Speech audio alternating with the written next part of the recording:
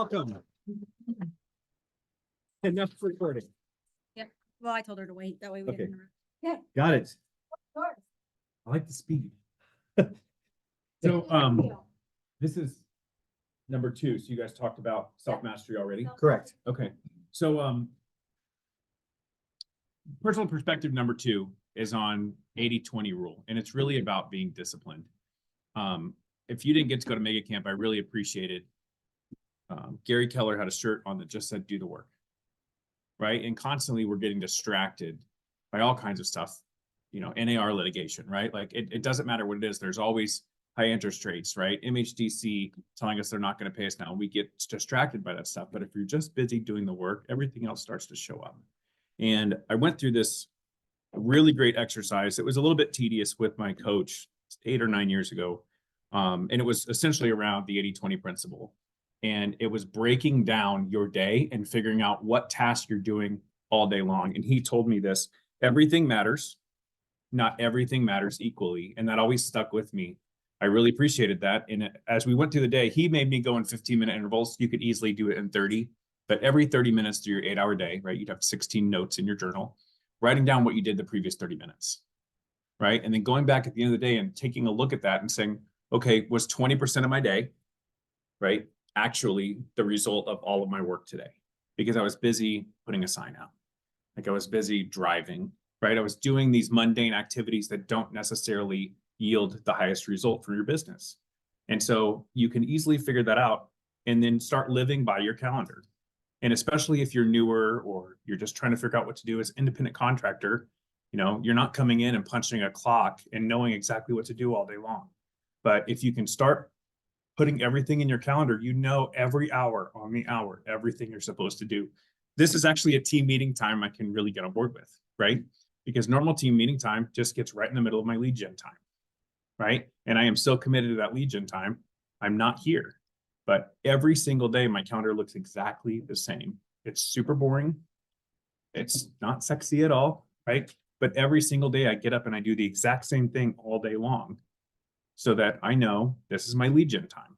And I have contracts I need to negotiate, but I'm putting those to the side, right? Because this is my lead gen time. We went through an exercise, a power hour, a couple of years ago as a team, and one of our agents went through the first 30 minutes and reported a 0 to us because he was busy working on the contract. We started the next 30 minutes and he reported a 0 again. I'm like, hey, what's going on, man? He's like, well, I'm so busy working on this contract. Well, you stopped doing the activities that got you the contract, right? Because you're so busy working on the contract. And so if you can really plug that into your calendar and know all day long, and then start focusing on that 20%, and then start getting leverage for the 80. Dan and I are working on a little side project right now. We just hired a VA. She's $600 for 20 hours a week, $600 a month for 20 hours a week. Like if you were focused on your 20% all day long, you could easily pay for that, right? And have somebody else start checking your email, somebody else checking your voicemail, somehow, dictating stuff back to you, getting all your expireds in order before you start making your calls in the morning. There's things that you could get off of your plate to start focusing on that 20%, and then everything else will start showing up. If you do not have a one thing book, everybody not read this? This is really awesome. I'm going to leave a sign-up sheet at the front desk. And I'm going to buy you guys this book because I have read this book multiple times. It's actually a nice clean copy we got from the office. Mine's kind of torn up and has notes all through it, but it's written by Gary Keller, and it's really focused on the roots of it is the 80-20 principle, right? And focusing on that one thing so that by which doing it makes everything else easier or unnecessary. So I want to give you a copy of this book if you don't have it. So I'm going to put a sign-up sheet up front with Rachel. And I'm going to order it for you. But page 38 and 39 on here specifically talk about the Pareto principle and how 20% of your efforts yield 80% of your results. Thank you.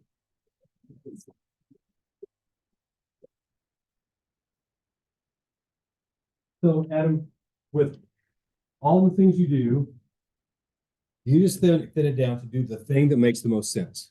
All day long, right? And I'm looking, I've got really amazing people to leverage out to. Right. Right. But I'm just doing that one mundane activity all day. It's just lead generating, right? And if you want to meet me for an appointment, for a listing. I don't care what the price of listing or who you are. If you want to meet me at 8, 9, 10, 11, I'm not meeting you. Right? And our ISA team knows that. And the team knows I'm not available to them. Right? That's what I'm doing. And I go on appointments in the afternoon. Right? And sometimes that has to bleed into the evening, but I'm so focused on what I'm doing in the morning.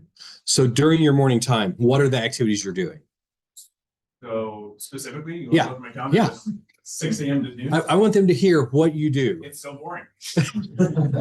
So I get up at 6:15 every single day. You know, Cheerios, the kids, whatever, right? We hang out and I drive them to school. And that's I started that about 10 years ago because the appointments started bleeding into the evening and I would miss my kid time. And so I've done that ever since they were preschool. And I've driven them to school. So we have that forced car time together and hang out. Drop them off at 8. I start our morning call with our team at 8 a.m. We have a morning call from 8 to 8:30. I do that while I drive to the gym. I start with my trainer 8:30 to 9:30 every day. And then 9:30, I'm headed back home to start my calls. So I'm fixing breakfast, starting on my first calls, and I'm normally doing that between 9:30 and 11:30. 11:30, some days I'm not even showered until noon, right? And then I'm going on appointments in the afternoon. So can I ask what your calls are like? Like when you're reaching out to people, what are you talking about They've with them? elevated a lot, you know, like, Uh-huh. because I have really core people that I'm checking on constantly. And so most of those people have done multiple transactions with me, right? We have a really deep relationship. If I'm just calling, as a new agent starting out, right? I want to always call from contribution, right? I want to have something that we're talking about. And oftentimes I used to just say, hey, I just drove through your neighborhood, I drove through your neighborhood, right? It just made me think of you and I just wanted to do it. How's everything going, right? And, you know, I think we put such a big deal on that phone call, right? And if you guys think about like, if your vet called to check on your dog, would you think anything of it? Right? Or if the car you bought last year and they just called to see how it was running and making sure everything was okay, like what a welcomed phone call, right? But we all are so worried that we're gonna get hung up on, we're gonna annoy somebody, we're gonna bother them. And the problem is we're not making the calls. Like I said, industry, we're not making the calls, we're not staying in touch. And so, you know, if we're continuing to do that, that's why I'm taking market share, right? Because we're doing it and other people aren't doing it. And they're really simple calls. You know, sometimes you're on the phone for 30 minutes, right? Sometimes it's 3 minutes. You know, just, hey, do I have permission to stay in touch? Absolutely. You know, it's really easy. How many voice messages do you get? Or do you, A lot. so when that happens, what do you do? Just, hey, it's Adam checking in. Tell me that again. Right? Okay, just you guys don't just that simple. overcomplicate this. Yep. And sometimes they call back and sometimes they don't. But But they know why I'm calling. But either way, they know you're checking in with them. Absolutely. When we talk about the 80-20 principle, you know, Keller Williams has all these fun Kellerisms, and we use the word leverage a lot, but not many people know what or understand what leverage means. And when we say leverage, we mean a system, a tool, or a person. So as you're going through your day and you're an individual agent specifically, and you feel like you're just spinning your wheels, I would look like at, do I have all the systems in place that I need? And if the answer is no, I guarantee you there's an agent in this office that does, and that would be happy to share it. It's R&D, rip off and duplicate through that. Come to an admin mastermind and meet our admins. I know they would love to share that with you. So look at what systems are you missing? Then what tools have you not implemented and using to the most effectiveness? Then when you've hit both of those, then that's when hiring a person comes into play. And so as you look at that and Adam says, I have the leverage that helps me create those bunkers, it's the same way that you can implement that in your business, no matter what stage you're at. It just taking the time to work on the business versus being in the business all the time as well. We get so busy doing the things. Yeah. Like that 30-minute thing scares me. I mean, I'd be afraid to see. I was embarrassed to give it back to him. I had to turn it back in at the end of the day. Uh-huh. You know, and it's like, God, I have wasted so much time. Uh-huh. Right. And 15 minutes just flies by, right? And have like I didn't really get anything done. Yeah. Right. And you start breaking it down, and it's a humbling exercise to decide that, wow, I really could just be working a couple of hours a day and have a really big life if I just got rid of all this other stuff. Yeah. This busyness, you know, you feel so busy, but what did you accomplish? Right. That's a good one. Okay, in Keller Williams' world, AHA means agents helping agents. What'd you learn from hearing Adam today? Or what questions do you have? What I've learned with Adam, he will take time to answer anything. And it's a mindset of abundance. He wants to take what he's learned and help you get to that level too. Consistency. Yeah. It's like that video in Bold yesterday, the 1% better, right? How can I become 1% better every single day? Yep. All right. You're just, I was real about it. I mean, thank you for sharing it, and It was just, it's real. We waste a lot of time and don't even realize it. So. And one thing, jumping gears a little bit, ALC meeting is tomorrow morning at 8 down here, and you are all welcome to come to that for higher level conversations.